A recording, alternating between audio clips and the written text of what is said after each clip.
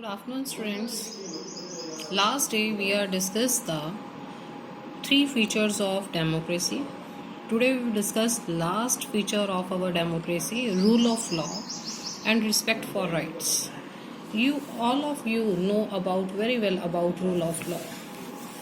Rule of law and respect for rights. In 8th standard, you have very well know about the meaning of rule of law. They read it in chapter number 15, the rule of law meaning. Then every person is equal in the eyes of law. According to your book, according to your 9th standard, they gives us a new example of a different country like named Zimbabwe. Through Zimbabwe, they have to define the point. Zimbabwe attained independence from white minority rule in 1980. Since then, the country has been ruled by ZANU-PF, the party that led the freedom struggle. That means the most important party's name, ZANU-PF.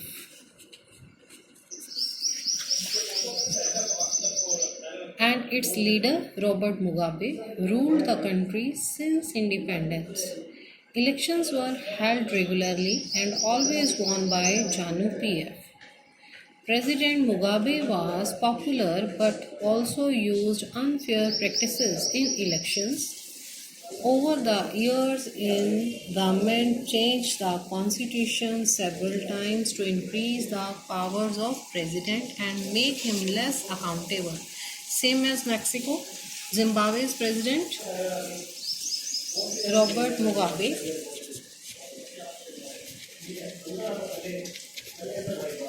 and they always won the election, never lose the elections due to the unfair practices. Robert Mugabe has been ruling country since independence. Elections have been held regularly and always won by ZANU-PF and make him less accountable. Opposition party workers were harassed and their meeting disrupted. Public protest and demonstration against the government were declared illegal. That means nobody can stand against this party. Nobody have a power to oppose the party. Public protest and demonstration against the government were declared illegal. If they stand up, they declared illegal. Their work was illegal. There was a law that limited the right to criticize the president. Television and radio were controlled by the government and gave only the ruling party's version. That means every television channel, every media gives the positive response of the ZANU-PF. They all are appreciable of the ZANU-PF party. There were independent newspapers, but the government harassed those journalists who went against it. If any journalist go against him, the government harassed him. The government ignored some court judgments and that went against it and pressurized judges. He was forced out of office in 2017. That means every activities comes under the ZANU-PF party. No works in Zimbabwe against the ZANU-PF party. No media man, no journalist, no any opposition party can stand against the ZANU-PF party. Example of Zimbabwe shows that popular approval of ruler is necessary in a democracy. Popular approval of rulers, that means Robert Mugabe. So popular approval of the rulers is necessary in a democracy, but it is not sufficient. Popular government can be undemocratic. Popular government can be undemocratic. Popular leaders can be autocratic. Autocratic, that means he or she is not loyal for the public. If we wish to assess a democracy, it is important to look at the elections. but it is equally important to look before and after the elections. Not means कि according to this the elections were held, but only Janu PF can win. Then how we can say that it is a democratic elections? It's non-democratic elections. There should be sufficient room for normal political activity, including political opposition, in the period before elections. This requires that the state should respect some basic rights of the citizen. They should be free to think, to have They should be free to think, to have opinions, to express these in public, to form association, to protest and take other political actions. Everyone should be equal in the eyes according to rule of law, and these rights must be protected by an independent judiciary. If the every person is equal in the eyes of law, that means their independent judiciary works there, whose orders are obeyed by everyone. We shall read more about these rights in chapter 6, which is the last chapter of your studies. Similarly, there are some conditions that apply to the way a government is run after the elections. A democratic government cannot do whatever it likes simply because it has won an election. It has to respect some basic rules. In particular, it has to respect some guarantees to the minorities. Every major decision has to go through a series of consultations.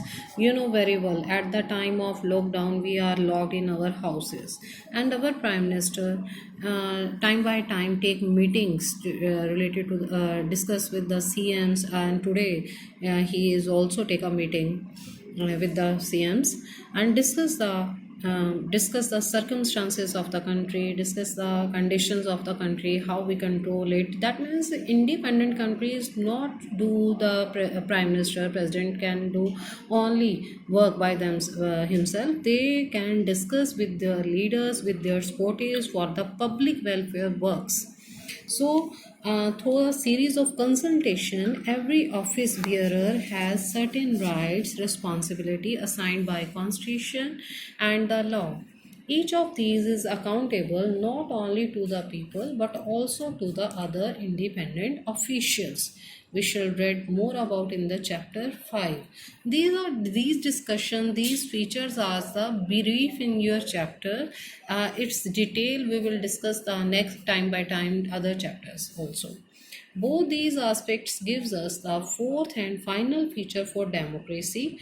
A democratic government rules within the limits set by constitutional law and citizens' right. That means democratic government rules within the limits. That means democratic government is good for the country, but they do their work in the limitations, under restrictions, according to the democracy, according to the independence. Not meaning yet we are do anything. We can use abusing for the others, we can do the unfair practices for the others. No, its meaning is not that. That means you have to do the work according to the constitutional law and citizens rights. Okay, and theme of the point is summary definition. Let us sum up the discussion so far. We have started with a simple definition. From the beginning, we started our chapter a simple definition where we read about a democracy is a form of government in which the rulers are elected by the people. That is the complete definition of a democracy. We found that this definition was not adequate unless we explained some of the key words used in it. According to this, if we not explain these features of a democracy, that means this definition is incomplete. Though, a series of examples, we worked out 4 features. You know very well, we read about the different countries example like as China, Myanmar, Nepal, Mexico, Zimbabwe, etc. Rulers elected by the people take all the major decisions. Elections offer a choice and fair opportunity to the people to change the current rulers.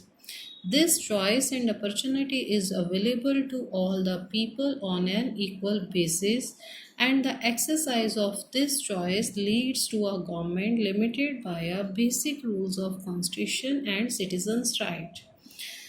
Clear? These 4 points clear the complete definition of a democracy, all the features of a democracy. These are not work according to the non-democratic countries. These are works only in the democratic countries. Okay. And this topic is why we need a democracy. What is a democracy? Our second topic is why democracy, and this topic we will discuss on not tomorrow, not another day, because the next day I will give you an assignment of this topic. What is a democracy?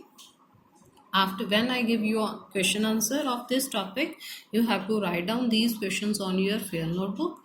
If you have any doubt, then you can discuss me on my personal number. After that, we started our next topic, why democracy, and remaining assignment, remaining questions I will send you at the end of the chapter. Is that clear? You have not do any work exercise from your chapter. At the end of the chapter, which exercise is given to you in your book, you have not done on your fair notebook. You have to write down these questions which I give to you. Okay, which assignment I given to you, you have to write down on your fair notebook, not another questions you have to write down. Thank you.